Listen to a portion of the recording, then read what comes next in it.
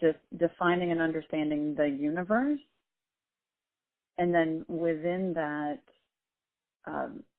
oftentimes I would go into a segmentation. So who then within that universe is your best fit for you and for them. And that typically is done through a primary market research, through a consumer segmentation, to help get you to what are the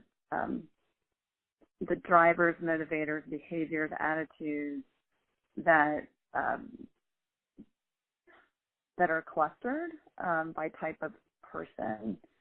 And then you can profile them and start to understand what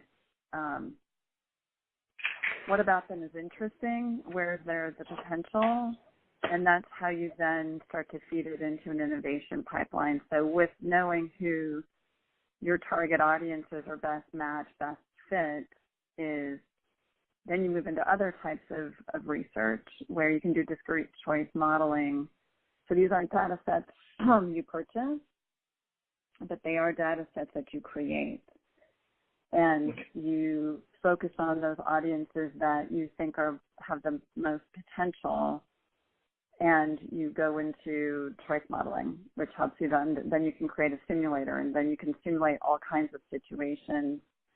And R&D really appreciates that, because they can, as you start to pull one lever in one direction, you can see how much demand falls or rises with pulling that lever.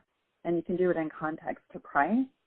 And as you do that, then R&D also knows how much it costs to either incorporate those types of materials or that type of engineering or structure. You know, they can estimate how much it costs to incorporate that into the innovation. So it gives you a simulator to be able to play with all the different dynamics that are at play, to be able to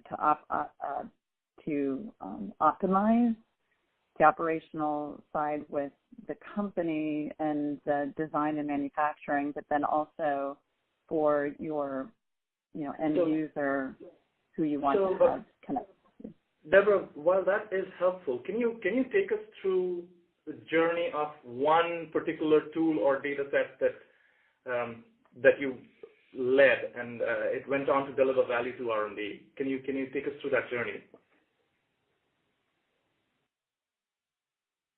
Yeah. I'm trying to compartmentalize it because it's big, and then you have to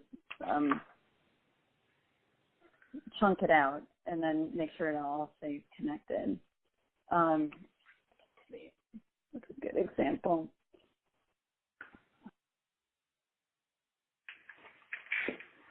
So let me reframe it or just give you something else to latch on to. If it isn't like a whole journey, just if you can walk us through how there have been times where you've used external data and talk through the tangible impact of where you got that data, how was it used, and how it changed the conversation of whatever was going on in your business. Of course, keep all the proprietary stuff proprietary, but is there a way that you can walk us through something like that?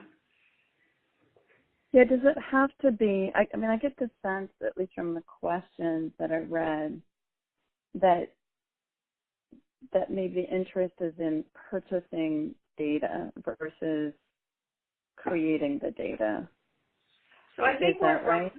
Whether it's purchased, I think it's mostly focused around, there are a lot of external data sets out there that you can use. And I'm not talking Nielsen IRI, because that's kind of, like you said, kind of everybody uses that. But there's a lot of new data sources out there, new data analytics tools where you're not working with the internal data that you or your business has created, but trying to tap into the broader sphere of what's out there.